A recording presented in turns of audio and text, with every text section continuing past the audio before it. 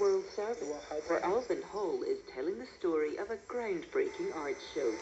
I'm going behind the scenes at the Baltimore Museum of Art, where a group of security guards have spent the last year curating their own exhibition. It immediately spoke to me.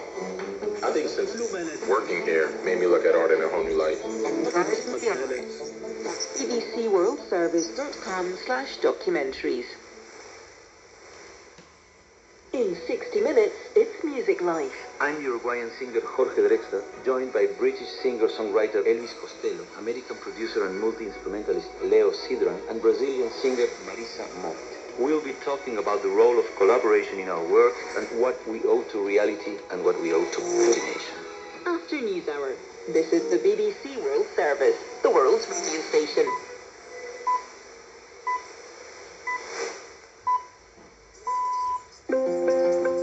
Welcome to News Hour from the BBC World Service. I'm Rahul Tandon. Coming up, we're going to take you live to the Queen's Platinum Jubilee concert, Rachel, and hear from some of the people. Amazing. It's just such a huge honour and I feel really grateful to be here. It's a lifetime opportunity. Also in the news, in eastern Ukraine, the city of Severodonetsk hangs in the balance. We're also going to focus on Iran, where protests are growing. The Supreme Leader blames the country's enemies. Who's he talking about? And we'll take it to Hong Kong, where the authorities refuse to let people mark the 33rd anniversary of the Tiananmen Square massacre. For me, as a father of two children, I think I have moral obligation to pass these pieces of history to the next generation. That's all coming up here.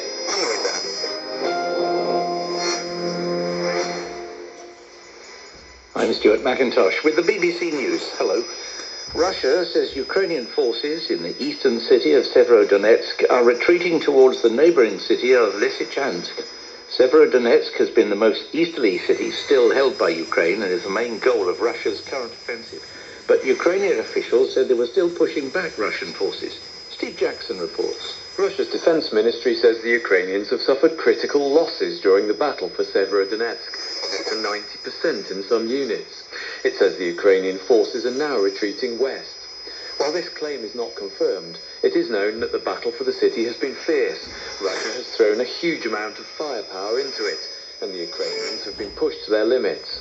Ukrainian officials have previously said that they might have to make a tactical retreat from Severodonetsk to prevent some of their most seasoned forces being encircled by the Russians. Judges in Tunisia are to strike for a week and stage sit-in protests against the president's firings of dozens of their colleagues. President Kais Saied dismissed 57 judges this week after accusing them of corruption and protecting terrorists in his latest step to consolidate his grip on power. Rahouda Karafi is the honorary president of the Association of Tunisian Magistrates. She said President Said's way of tackling corruption was wrong. The president justified these dismissals under the pretext of the fight against corruption.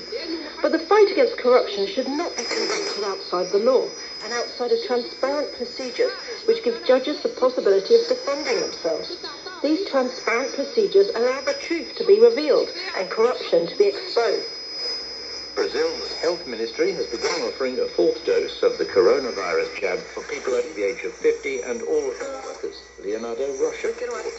The Brazilian government said the measure was aimed at dealing with increasing cases across the country, particularly among the most vulnerable.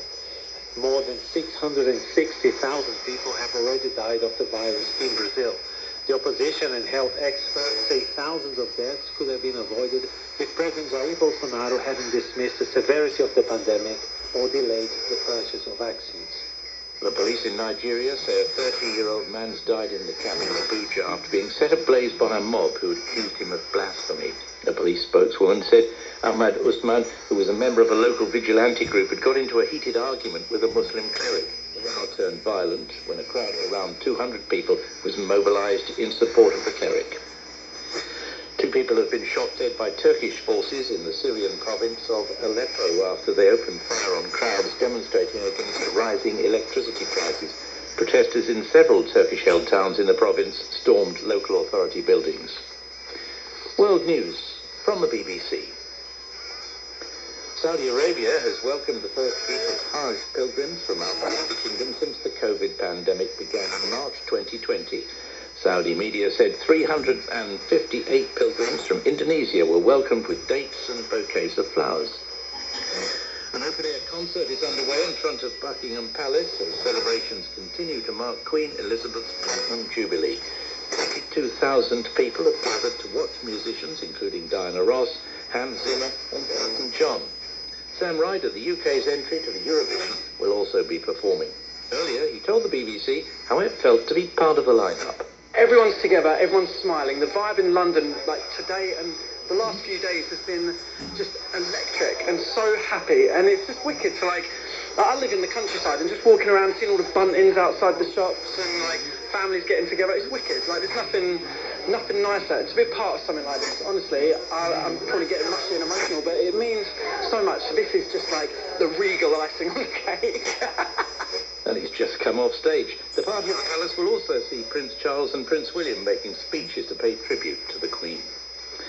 Mercedes-Benz is recalling nearly 1 million older vehicles worldwide because of a potential problem with the brakes. The German Motor Authority says the cars affected were built between 2004 and 2015.